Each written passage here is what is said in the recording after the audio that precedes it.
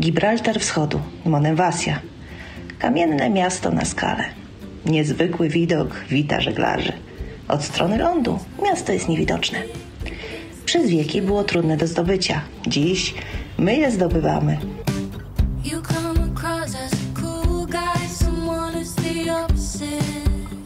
Port Giefira mówi przybywajcie, więc opuszczamy spokojną zatokę Kiparisi i wypływamy na szerokie wody.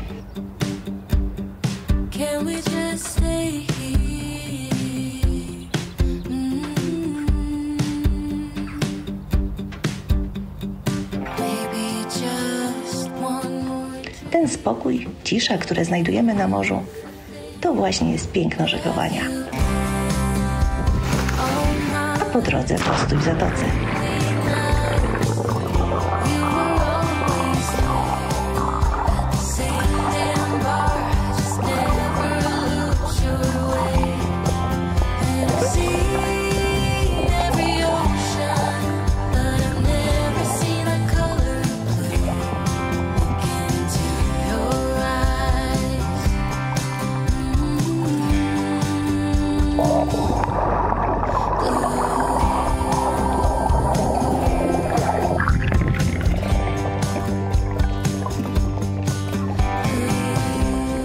Płyniemy.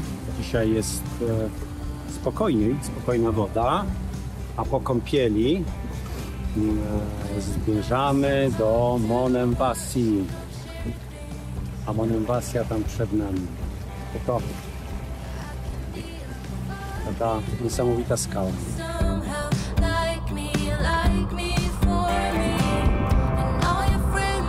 A dzisiaj po prostu sobie tak płyniemy.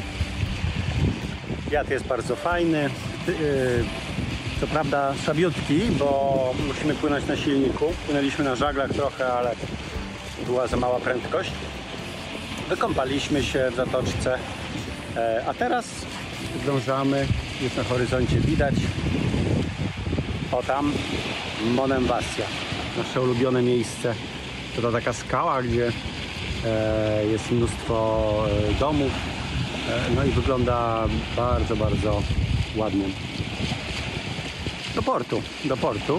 Chcemy, tam jest port i nawet po przebudowie, więc z wielką ciekawością sprawdzimy, jak to wygląda. No, taka sytuacja na dzisiaj.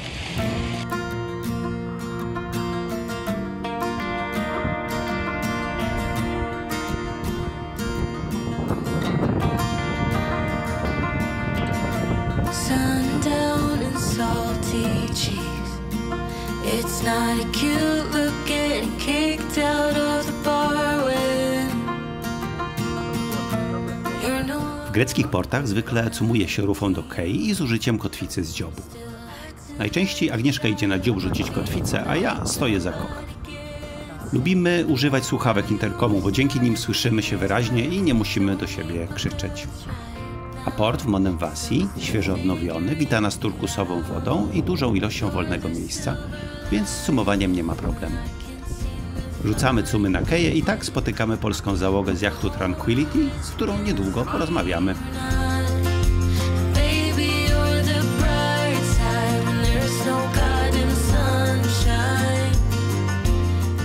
Więc port w Monemvasii jest w zasadzie świeżo po remoncie. Tutaj my przypłynęliśmy na sam koniec kei, która kiedyś no nie była taka głęboka i tutaj nie można było stawać. Oni to pogłębili. Ostatnim razem jak tu byliśmy, no to jeszcze było pełno tutaj maszyn budowlanych, które tu pracowały. No ale wszystko jest teraz przygotowane, bardzo fajnie wygląda. No za wyjątkiem tego, że niestety tu jest strasznie brudno. I tu przyuważyliśmy nawet śnięte ryby. Po prostu pływa tego dużo. Próbowałem zobaczyć łańcuch nawet, który jest na 3-4 metrach. Nawet tego nie widać, no. Więc coś tu jest nie tak. Wczoraj z kolei tutaj widzieliśmy więcej ryb. Tutaj zwłaszcza w rogu przypływają. No, proszę bardzo.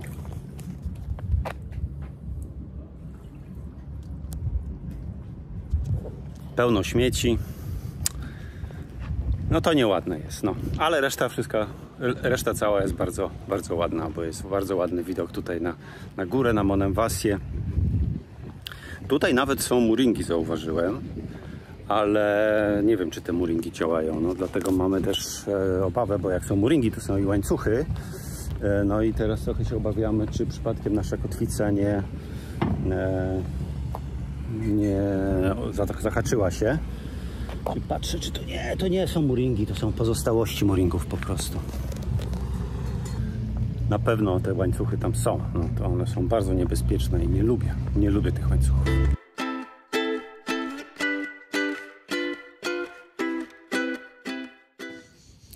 Każdemu, komu robi się smutno, kiedy słyszy, że wino jest niezdrowe, polecam jechać do Grecji. Jesteśmy w Monemvasi. Tutaj tradycyjnie produkowało się wino Malvasia. I wczoraj przechodzimy przez miasto, mijamy przychodnię. I jak się nazywa ta przychodnia? Malvasia. A na Krecie wciąż jesteśmy częstowani kreteńskim bimbrem, tsikoudią. I zawsze słyszymy, że to dla zdrowia. Słuchajcie, jaka historia. Wczoraj wpływamy do Monemvasi i patrzymy, a obok nas stoi jacht z polską banderą. I to jacht, który przypłynął z Bałtyku. Kilka tysięcy mil. Ile jest w Bałtyku? Wyszło nam w zeszłym roku 4,5 tysiąca. No, 4,5 tysiąca. 4,600, coś takiego. No. Tak. Więc postanowiliśmy chwilkę porozmawiać z nimi, żeby nam opowiedzieli, jak to się płynie. Jak to się pływa po Grecji też, tak? Bo po Grecji pływacie. Tak, tak. No. W Grecji dużą część czasu spędziliśmy, także zapraszamy. Mogę was poznać? Zapraszamy, cześć Ola. Agnieszka. Więc Ola i Tomek, tak jak powiedziałem, przypłynęli z Bałtyku, czyli w zasadzie przypłynęliście z Polski, ze Szwecji, tak? Zaczęliśmy w marcu zeszłego roku, w 23, ze Szwecji. W marcu przepłynęliśmy ze Szwecji do Gdańska. W Gdańsku spędziliśmy ponad miesiąc czasu, przygotowując sobie łódkę do drogi. I końcem maja, początkiem czerwca wypłynęliśmy do Grecji. No jak ta droga? Dobrze. Na pewno Morze Północne to kwestia prądów i pływów. Była jakaś tam, no musieliśmy cały czas to brać pod uwagę. Natomiast tutaj lato w Grecji to znowu cały czas Meltemi. No mówiłem po stronie egejskiego. Tak. Więc na każdym No morzu są inne wyzwania. No tak. Śmiejemy się, że pierwszego dnia, kiedy wypływaliśmy w Śnieżycy, drugiego dnia marinę nam skuł lód, ale dało się.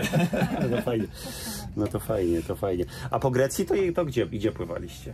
Najpierw przypłynęliśmy też z dużym opóźnieniem, bo z przygodami szpitalnymi na Sycylii, więc z dużym opóźnieniem przypłynęliśmy do Grecji w listopadzie zeszłego roku, o którym zaraz opowiemy. Zaczęliśmy od Korfu, od Morza Jońskiego. Później łódkę wyciągnęliśmy z wody na zimę na pracę w Prewezie i później w Prewezie zwodowaliśmy się w marcu. Zaczęliśmy od Morza Jońskiego, które jeszcze właśnie na wiosnę było idealne, bo nie zatłoczone.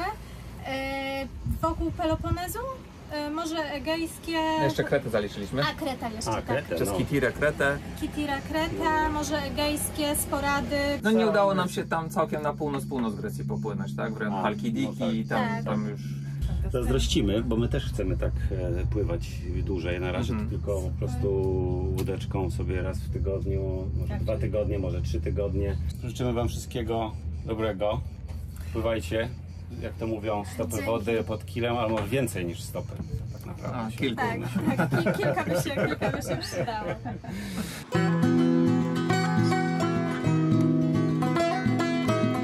Do kamiennego miasta Monemvasi prowadzi droga wzdłuż skały. Docieramy do bramy, a kiedy ją mijamy, wkraczamy w inny, oddalony od zwyczajności świat. Niezmiennie w Monemvasi czujemy się jak w baśni albo innej formie literackiej. Może w poezji? Like a thunderstorm, the pouring rain, it comes rolling in. Right away, oh it hits you like a ton of lead. W Monemvasi urodził się znany w Grecji poeta Yanis Ritsos. Miał dom tutaj zaraz za bramą z takim widokiem. No, jak się ma taki widok, to można zostać tylko rybakiem albo poetą. Yanis w dzieciństwie stracił matkę i brata, zmarli na gruźlicę. Potem ojciec, który był bardzo bogaty, stracił cały majątek, przegrał i zwariował, oszalał. No, a sam Yanis został poetą i komunistą. Był zagorzałym komunistą, był internowany niejednokrotnie przez władze greckie, a zmarł w 1990 roku w rozpaczy z powodu rozpadu bloku wschodniego.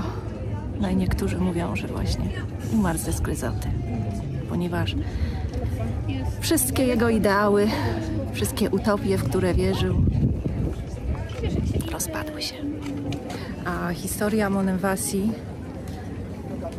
pokazuje, jak zmienne są losy świata.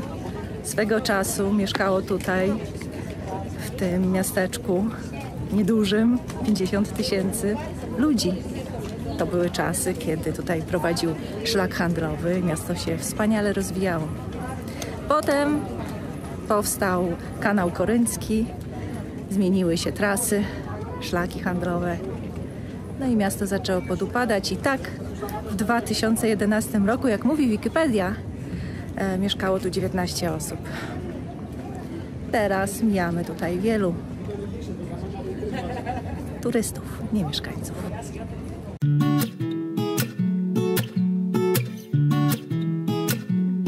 Opuszczamy port Kefira.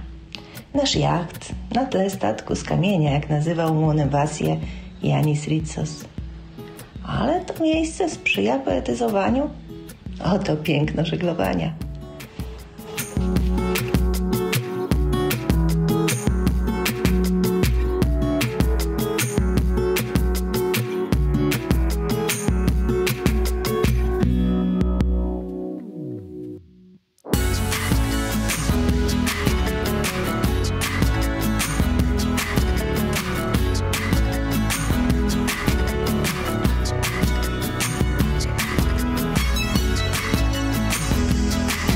Cześć.